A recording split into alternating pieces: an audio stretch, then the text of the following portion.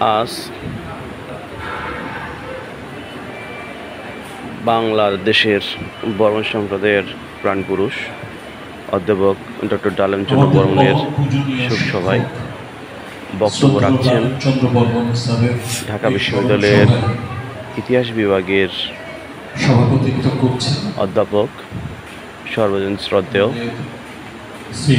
অধ্যাপক doctor Mezba Kamal sir. তিনি আজকের এই শোকসভায় আয়োজিত ডক্টর ডালেম চন্দ্র বর্মণকে নিয়ে তার কিছু গভীর মর্মান্তিক কথা বলে যাচ্ছেন। তিনি তার জীবনের বিভিন্ন দিকগুলো সংক্ষিপ্ত আকারে তুলে ধরছেন।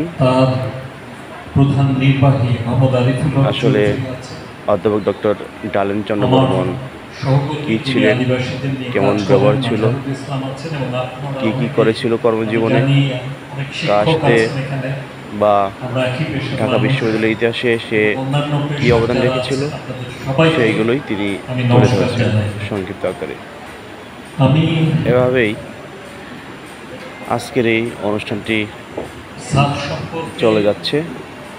অনেক গভীরভাবে তিনি সব কিছুই পুঙ্খানুপুঙ্খরূপে তার জন্যই আজকে শহীদ কেন্দ্রীয় কালী ও দুর্গা মন্দিরে অবস্থিত আজকের এই শোকসভায় তার এই মর্মার্থক এবং জ্ঞানগর্ভ বক্তব্য বর্মণ সমাজে তুলে ধরছে এই সর্বজন শ্রদ্ধেয় অধ্যাপক ডক্টর ডালেম বর্মণকে নিয়ে। স্যারকে জানাই শুভেচ্ছা এবং অভিনন্দন। চিন্তাম বুরহানুদ্দিন খান জাহাঙ্গীর স্যারকে, চিন্তাম ডালেম চন্দ্র বর্মণ স্যারকে, চিন্তাম আমাদের আরো দু একজন শিক্ষককে, আমাদের সোশিয়োলজি সাদুদ্দিন স্যার ছিলেন, হ্যাঁ, বাংলার ডক্টর মোহাম্মদ মনিরুজ্জামান স্যার, এরকম মানে আমরা স্বল্প কজন শিক্ষককে চিন্তাম ছাত্র হিসেবে এবং অন্য বিভাগের ছাত্র। আমরা কিন্তু তার সরাসরি ছাত্র নই। তো যাদেরকে চিনতাম তাদের মধ্যে অন্যতম ছিলেন ডালেম চন্দ্র বর্মণ স্যার। আমার মনে আছে যে তিনি তখন সমাজ নিরীক্ষণ বলে একটা জার্নাল, সেই জার্নাল প্রকাশে যুক্ত ছিলেন। তিনি ডক্টর বুরহানুদ্দিন খান জাহাঙ্গীর সহ তারা তখন সমাজ নিরীক্ষণ নামে একটা রিসার্চ জার্নাল, তখনকার দিনে রিসার্চ জার্নাল খুবই হাতে গোনা ছিলই না বলা চলে। এবং এখনো তো রিসার্চ জার্নালের সংখ্যা, ভালো রিসার্চ জার্নালের সংখ্যা খুব কম। এখানে ডালেম চন্দ্র বর্মণ স্যারের সন্তান আছে। আমি তোমার জন্য বলছি যে স্যার কিন্তু সত্যি অগ্রণী মানুষ ছিল এবং জ্ঞান চর্চায় বলো, বিদ্যা চর্চায় বলো, তার মতো অগ্রণী মানুষ এমনকি আমাদের ঢাকা বিশ্ববিদ্যালয় পরিবারেও বেশি ছিল। আমরা পরবর্তীকালে আরো অনেকের সাথে পরিচিত হয়েছি যারা যশস্বী হয়েছে, কিন্তু ডালেম চন্দ্র বর্মণ স্যারের সাথে আমাদের সম্পর্ক এবং কি বলবো সহমর্মিতা আমাদের বরাবর বজায় থেকেছে। স্যারের স্নেহ পেয়েছি, একসাথে কাজ করার সুযোগ পেয়েছি। আমার মনে আছে যে বিশেষত ডালেম চন্দ্র বর্মণ স্যার যখন পার্বত্য চট্টগ্রাম শান্তি চুক্তি হচ্ছে তার আগে পরে আদিবাসী ইস্যুতে তিনি কিন্তু সরব হয়ে ওঠেন। বাংলাদেশে যে বাঙালি ছাড়াও আরো অনেক জাতির মানুষ বাস করে, তাদের যে আলাদা সংস্কৃতি আছে, তাদের যে শিক্ষা আছে, তাদের যে প্রতিষ্ঠান আছে, এমনকি ধর্ম পালনের মধ্যেও বৈশিষ্ট্য আছে, নিজস্ব কিছু বৈশিষ্ট্য আছে। তাদের অনেকের ভাষা আছে, কারো ভাষা হারিয়ে গেছে। তাদের মধ্যে থেকে কত মুক্তিযোদ্ধা ছিলেন না? ছিলেন। আমি ডালেমচন্দ্র বর্মন স্যারের কাছ থেকে শুনেছি তার নিজের মুখে বিবরণ যে তিনি ওই সময়টা কিভাবে কাটালেন, যখন 25শে মার্চের আগের সময়টা, এবং কিভাবে তিনি বাড়ির থেকে বেরিয়ে তিনি দেশ ত্যাগ করলেন। তিনি গ্রাম থেকে বেরিয়ে গেছিলেন দেশ ছেড়ে। সেই বিবরণ আমি শুনেছি স্যারের কাছ থেকে, স্যারের মুখ থেকে। তো এই যে দেশের জন্য যে অপরিসীম ভালোবাসা, দেশকে এগিয়ে নেওয়ার জন্য যে অপরিসীম চেষ্টা, নিজের কমিউনিটিকে এগিয়ে নিয়ে যাওয়ার জন্য যে প্রাণান্ত আবেগ এবং ভালোবাসা, চেষ্টা, এবং ধরেন আজকে আমি আপনাদের দিকে তাকিয়ে দেখি, আমার তো যোগাযোগ আছে বর্মন আপনাদের সাথে, এবং আমি দেখি যে কিভাবে আমি ডালেম স্যারের আগে আপনাদের মধ্যে নিশ্চয়ই শিক্ষিত মানুষ ছিলেন, কিন্তু দেশজোড়া পরিচিতি অর্জন করেছেন এরকম কাউকে আমার জানার সৌভাগ্য হয়নি। ডালেম স্যারই প্রথম বর্মন জাতির মধ্যে থেকে সারা দেশব্যাপী পরিচিত শিক্ষাবিদ হিসাবে এবং আন্তর্জাতিক মহলে পরিচিত শিক্ষাবিদ হিসেবে বেরিয়ে এসেছিলেন। এবং আমি দেখেছি যে দেখেন 2010 সালে যখন প্রথম এদেশের আদিবাসী জাতিগুলোর তালিকা প্রণীত হল, সেই তালিকার মধ্যে প্রথম 27টা তালিকা হয়, 27টা জাতি, তার মধ্যে 3টা জাতির নাম রিপিটেশন ছিল, 24টা জাতি, মানে একই জাতি দুইবার ছিল, যেমন মারমা এবং মগ দুইবার ছিল, আসলে তো একটাই জাতি। এরকম 24টা জাতির নাম তালিকাভুক্ত হয়েছিল। সেই 24টা জাতির মধ্যে একটা জাতি ছিল কিন্তু বর্মন, 2010-এর তালিকায়, তাই তো পীযূষ? প্রথম বাংলাদেশে তো রাষ্ট্র স্বীকার করে নাই যে এইখানে বাঙালি ছাড়া আরো অন্য কোনো জাতির মানুষ আছে। তো সেইখানে 72 সাল থেকে সংগ্রাম চলছে, 2010 সালে এসে প্রথম স্বীকৃত হলো। বর্মনরা তো তাদের ভাষা বলতে গেলে হারিয়েই ফেলেছে, তাই না? তো সেইখানে ভাষাও হারিয়ে ফেলেছে, আলাদাভাবে চেনা যায়, আপনাদেরকে চেনা যায়, আপনাদের জাতিসত্তার যে ভিন্নতা আছে সেটা অন্যান্য বৈশিষ্ট্য দিয়ে চেনা যায়। তার জন্য অ্যানথ্রোপোলজিস্ট হওয়া লাগে অথবা তীক্ষ্ণ দৃষ্টিতে দেখতে হবে। তো সেইখানে আপনাদেরকে সহ যে 24টা জাতি প্রথম স্বীকৃত হলো, তার জন্য একটা বড় কারণ কিন্তু ডালেমচন্দ্র বর্মন স্যার। ডালেমচন্দ্র বর্মন স্যার ছিলেন রাষ্ট্রের পক্ষে যারা সিদ্ধান্ত গ্রহণ করেন তারা তাকে চিনতেন, জানতেন। তিনি আদিবাসী অধিকারের পক্ষে সক্রিয় ছিলেন এবং তখন তালিকা প্রণয়নের ক্ষেত্রে আমাদের তখন সংস্কৃতি প্রতিমন্ত্রী ছিলেন প্রমোদ মানকিন দাদা, গারো, এই বৃহত্তর ময়মনসিংহের। তিনি ডালেম স্যারকে জানতেন, সম্মান করতেন এবং বর্মন জাতি সম্পর্কে জানতেন, এবং সেজন্য বর্মন জাতি কিন্তু স্বীকৃতি পায়। তার সাথে আমি বলব বাংলাদেশ আদিবাসী ফোরামের সাথে যে তরুণরা, যে পীযূষের মতো তরুণরা যারা সেদিন সংগ্রামে এগিয়ে এসেছিল, তারা তাদের সংগ্রামও কিন্তু একটা ভূমিকা রেখেছে। কিন্তু সামনে ছিলেন ডালেমচন্দ্র বর্মন স্যার। তো এদেশের জাতিগত বৈচিত্র্যের একটা অন্যতম প্রতিনিধি হিসাবে বর্মন জাতির যে রাষ্ট্রীয় স্বীকৃতি, তার পিছনে কিন্তু ডালেমচন্দ্র বর্মন স্যারের ভূমিকার কথা আমি বুঝি এবং শ্রদ্ধার সাথে স্মরণ।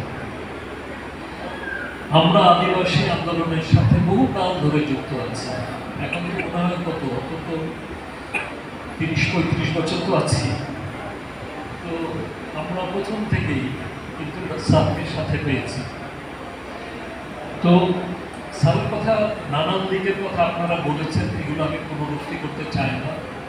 ঢাকা বিশ্ববিদ্যালয়ে শুরু হয়েছিল মাত্র 5টা বিভাগ দিয়ে 1921 সালে। সেই 5টা বিভাগ থেকে এখন বিভাগ ইনস্টিটিউট মিলিয়ে আমাদের প্রায় 80টা, তাই না কি রফিক? 81টা আমাদের ব্রাঞ্চেস। তো এটা জ্ঞানের শাখা ক্রমশ বিস্তৃত হচ্ছে বিশ্ব জুড়ে। এক ইতিহাস থেকে কতগুলো ডিসিপ্লিন তৈরি হয়েছে, এক পলিটিক্যাল সায়েন্স থেকে কতগুলো ডিসিপ্লিন তৈরি হয়েছে। এরকম একটা ডিসিপ্লিন কিন্তু তৈরি করেছেন আমাদের ডালের চন্দ্র বর্মন স্যার, যেটার কথা আপনারা বললেন, পিস অ্যান্ড কনফ্লিক্ট স্টাডিজ। আজকে পৃথিবীতে তো অনেক কনফ্লিক্ট, আজকে দ্বন্দ্ব, আজকে দেখেন আজকে কত জায়গায় যুদ্ধ, আজকে প্যালেস্টাইনে কি নির্বিচার হত্যাযজ্ঞ চলছে, তাই নয় কি? তারা তো মানুষ, সেখানে শিশু সন্তানগুলো হাজার হাজার নিহত হচ্ছে। আজকে পৃথিবীর কত জায়গায় আজকে সংঘাত চলছে। আজকে পাকিস্তানে তো মসজিদে নামাজ পড়তে যাওয়া নিরাপদ না, সেখানে একটা বিভাগে পড়া। কিন্তু আমরা এখন গবেষণাগুলো, লেখাপড়াগুলো বহু বিভাগ একটা অন্যের সাথে যুক্ত হয়ে গেছে। এখন আপনি বাংলার থেকে ইতিহাসকে আলাদা করতে পারবেন না। আপনি ইতিহাসের সাথে অর্থনীতিকে আলাদা করা খুব কঠিন। আপনি অর্থনীতি থেকে রাজনীতিকে বিযুক্ত করবেন কীভাবে? রাজনীতিবিদ্যা, তাই নয় কি? আপনি শান্তি ও সংঘর্ষ থেকে ইতিহাসকে আলাদা করবেন কীভাবে? মুক্তিযুদ্ধ নিয়ে গবেষণা করতে গেলে আমাকে তো সংঘর্ষ, যুদ্ধ, শান্তি করতে হবে, তাই নয় কি? তো ফলে আপনার একটা মাল্টি ডিসিপ্লিনারি গবেষণা, বহু বিষয়ের গবেষণা করতে হবে। আমাদের ডালের চন্দ্র বর্মন স্যার ছিলেন সেরকম বহু বিষয়ের গবেষণা। কাজেই এরা অনেক বড় মাপের মানুষ, ডালের চন্দ্র বর্মন স্যারের মতো মানুষ। এবং আমি আরো দুটো কথা বলে শেষ করব। একটা কথা হচ্ছে যে তিনি কিন্তু শুধু শিক্ষক ছিলেন না, তিনি শিক্ষা ব্যবস্থাপক ছিলেন। তিনি আশা ইউনিভার্সিটির তিনি ভাইস চ্যান্সেলর হিসাবে সাফল্যের সাথে দায়িত্ব পালন করেছেন। আরেকটা কথা হচ্ছে যে তিনি আশার মতো প্রতিষ্ঠান, যেটা সারা দেশের মানুষের অর্থনৈতিক উন্নয়নের জন্য একটা নতুন মডেল বের করেছে ঋণের, সেই আশার তিনি প্রেসিডেন্ট হিসেবে বা চেয়ারম্যান হিসেবে দায়িত্ব পালন করেছেন। তো সারা দেশে কিন্তু আশার বোধহয় কয়েকশো শাখা নাকি আরো বেশি, 3000 শাখা। তো সারা দেশে 3000 শাখা ছড়িয়ে আছে। সেই 3000 শাখা কেন্দ্রীয় প্রেসিডেন্ট হিসাবে, সভাপতি হিসেবে দায়িত্ব পালন করেছেন, সেটা পরিচালনায় মূল ভূমিকা পালন করেছেন। তো সারা দেশের কত মানুষকে সহায়তা করা এবং তাদের মানে আজকাল তো ধরেন আপনি কোনো একটা কাজ করবেন, একটা ছোটোখাটো ব্যবসা করবেন, এই যে বাজার, শহীদুর বাজারে আপনি একটা ব্যবসা করবেন, আপনার তো মূলধন লাগবে নাকি? সেই মূলধনটা কোথায় পাবেন? পরিবার থেকে হয়তো কিছু পাবেন, বাকি হয়তো ব্যবসা বাড়ানোর জন্য বা ব্যবসা করার জন্য কিছু টাকা লাগবে। সেটা আশা বা আশার মতো প্রতিষ্ঠান আপনাকে দিতে হবে। সেই কাজগুলোর সাথেও স্যার যুক্ত ছিলেন, মানুষের ভাগ্য উন্নয়নের সাথে যুক্ত ছিলেন। আর আমি শেষ কথা বলবো যেটা, সেটা হচ্ছে যে আপনাদের সাথে, সারা দেশের বর্মনদের সাথে স্যারের যে যোগাযোগটা ছিল সেটা অনেক নিবিড় ছিল। আমার স্বীকার করতে দোষ নেই যে আমার গ্রামের সাথে, আমি লজ্জাই পাচ্ছি আসলে, আমার গ্রামের সাথে আমার তো সেই যোগাযোগ নেই। যে যোগাযোগ স্যারের ছিল শুধু গ্রামের সাথে না, গোটা এলাকার সাথে, আপনাদের গোটা গাজীপুর বা বাইরে যেখানে বর্মনরা আছেন, স্যারের যে যোগাযোগটা ছিল সেই যোগাযোগটা তো আমি আমার কমিউনিটির সাথে তো রাখতে পারি না। কিন্তু স্যার কি আমার চেয়ে কম ব্যস্ত ছিলেন? স্যার তো আমার চেয়ে অনেক বেশি ব্যস্ত ছিলেন। কিন্তু উনি যত বড়ই হন না কেন, তার নাড়িটা পোতা ছিল আপনাদের কমিউনিটির ভেতর, তার ভালোবাসাটা ছিল সেখানে।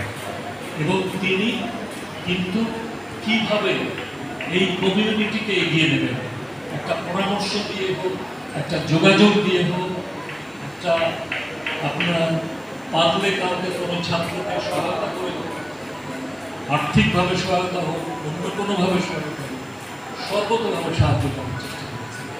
আজকে যখন আমি এই যে আপনাদের তরুণ মুখ, আমি অনেককে চিনি যারা লেখাপড়া করেছে, এগোচ্ছে, অনেকে আজকে কলেজে লেখাপড়া করছেন, কেউ কেউ মেডিকেল কলেজে পড়াচ্ছেন, কেউ কেউ হয়তো বিশ্ববিদ্যালয়ে এসছেন বা আসলে পড়াবেন বা আরও অন্যান্য পেশায় গেছে। তো আপনাদের মধ্যে থেকে আসছে, এমনকি যারা শেকড়ে থেকে কৃষি কাজ করছে। কৃষি তো সবচেয়ে বড় কাজ। কৃষক আছে বলে আমরা দুবেলা দুমুঠো খেতে পাই। সেই কৃষিটা আধুনিকভাবে যদি করা যায় তাহলে তো কৃষিটাও এগোবে। তো আপনাদের মধ্যে থেকে যে তরুণ সমাজ বেরিয়ে আসছে, আমি কিন্তু উদ্দীপ্ত বোধ করি। তো সেদিক থেকে আমি মনে করি যে ডালেম স্যারের স্বপ্ন কিন্তু বাস্তবায়িত হচ্ছে। আমি শুধু ডালেম স্যারকে একা বলবো না, ডালেম স্যারের সাথে অনুষঙ্গী আপনারা অনেকেই আছেন, আপনারা এখানে বসে আছেন, আপনারা গড়ে তুলছেন আপনাদের তরুণ সমাজকে। তো আমি মনে করি যে ডালেম স্যার আপনাদের পথ প্রদর্শক, আমাদেরও পথ প্রদর্শক। তো আমি আর কথা বলবো না, আমি ডালেম স্যারের স্মৃতির প্রতি গভীর শ্রদ্ধা রেখে আমি শেষ করছি। আমি মনে করি যে ডালেম স্যারকে নিয়ে ডালেম স্যার কাজ বেঁচে থাকবেন তার কাজের মাধ্যমে, আর ডালেম স্যারের কাজগুলোকে বাঁচিয়ে রাখার দায়িত্ব আপনাদের, তাই নয় কি? ডালেম স্যারের কাজগুলোকে বাঁচিয়ে রাখার দায়িত্ব আপনাদের।